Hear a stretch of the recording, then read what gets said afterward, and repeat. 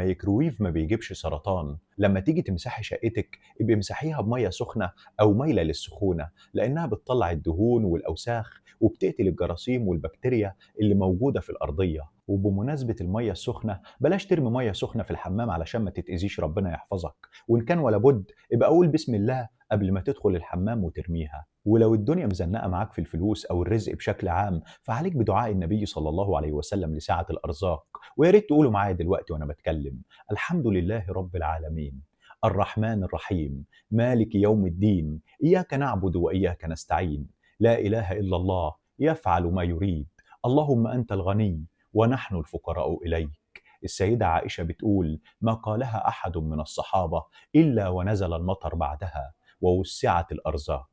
ولو عاوز اللبن ما يلزقش في قعر الحلة بعد ما تغليه، يبقى حط معلقتين مية في الحلة قبل ما تحط اللبن ومش هيلزق خالص بإذن الله. ودايما يبقى عود نفسك لما تيجي تستحمى، استحمى بمية مايلة للبرودة، لأنها هتحافظ على نضارة بشرتك وهتقفل مسام فروة راسك، فهتمنع الشوائب والجراثيم تدخل جواها، وكمان هتحسن مناعتك وتجري الدورة الدموية. ونصيحة يا صديقي وما تنساهاش: اوعى تقبل حاجة ببلاش، علشان هيجي عليك وقت وهتدفع تمنها أضعاف. ويا ريت تركز معايا في النقطة دي وتفكر فيها مع نفسك بعدين.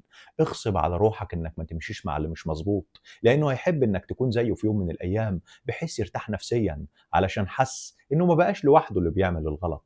واوعى تزعل علشان بطنك ما كلتش، ما اتعزمتش، الاكل ما كفاش، حد عشم فيك وكل الاكل بدالك. كبر مخك وترفع عن الامور اللي زي دي، علشان اللي بيفكر بالطريقة دي عمره ما بيكبر ابدا. وعاوز اقول لك ان الشخص المحترم اللي واثق في نفسه دايما بيجي على روحه، انما الشخص الضعيف المهزوز دايما بيجي على اللي حواليه. ولازم تكون عارف ومتأكد انك تقدر تعرف ترضي كل الناس، الا شخص واحد عمرك ما هتعرف ترضيه حتى ولو قلت له صوابعك العشرة شمع. هتقول لي مين؟ هقول لك الشخص اللي بيحسدك. وعلشان كده ادعي دايما ان ربنا يجنبك كل حاسد ويكفيك شره ويشغله بنفسه عنك.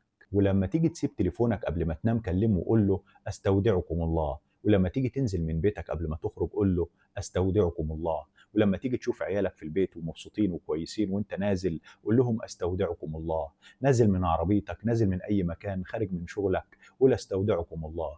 ايه لازمتها الكلمة دي؟ الكلمة دي هي المادة الحافظة للنعم، اللي بتحفظ النعمة وتصونها وتخليها في أمان لحد ما ترجع لها تاني، لأنها في حفظ الله سبحانه وتعالى، وربنا هو الحافظ. فعود لسانك على الكلمة دي وطبعه عليها علشان تكون جزء لا يتجزأ من شخصيتك. النبي صلى الله عليه وسلم بيقول: إن الله إذا استودع شيئا حفظه. يعني انت لو اديت لربنا سبحانه وتعالى وديعة هيحفظها لك ويصونها لك على حطة ايدك، وهترجع تلاقيها احسن ما انت سايبها كمان.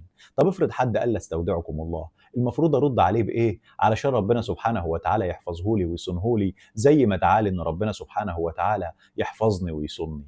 رد عليه وقول له: خير من استودعت، فالله خير حافظا وهو ارحم الراحمين. واخيرا، لو فيديوهاتي اوقات بتظهر لك واوقات لا، فانا اسمي احمد ايمن. دور عليا لو جيت على بالك، ويشرفني تتابعني ونتلاقى في الجايات. استودعكم الله. سلام عليكم.